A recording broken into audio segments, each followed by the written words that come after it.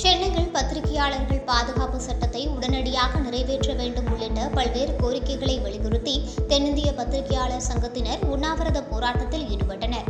சென்னை ராஜரத்னம் ஸ்டேடியத்தில் நடைபெற்ற இந்த உண்ணாவிரத போராட்டத்தில் ஏராளமான செய்தியாளர்கள் பங்கேற்றனர். தாலுகா மற்றும் மாவட்ட அளவில் பத்திரிகையாளர்களுக்கு அடையாள அட்டை வழங்க வேண்டும், ஊடக அடையாள அட்டையை நீக்கி ஒரே மாதிரியான அக்ரஷன் கார்டு வழங்கிட வேண்டும், தாலுகா நிருபர்கள் உள்ளிட்ட அனைத்து நிருபர்களுக்கும் 3 சென்ட் நிலம் வழங்கிட வேண்டும் உள்ளிட்ட கோரிக்கைகளை வலியுறுத்தி அவர்கள் போராட்டத்தில் ஈடுபட்டனர். மாலை 5 மணி வரை நடைபெற்ற இந்த உண்ணாவிரத போராட்டத்தில் அனைத்து மக்கள் அரசியல் கட்சித் தலைவர் ராஜேஸ்வரி பிரியா, ஆம் ஆத்மி கட்சியின் மாநில தலைவர் வசீகரன், பெருந்தலைவர் மக்கள் கட்சி பொதுச் செயலாளர், தென்னிந்திய ஃபார்வர்ட் பிளாக் கட்சி பொறுப்பாளர்கள் உள்ளிட்டோர் கலந்து கொண்டு ஆதரவு தெரிவித்தனர்.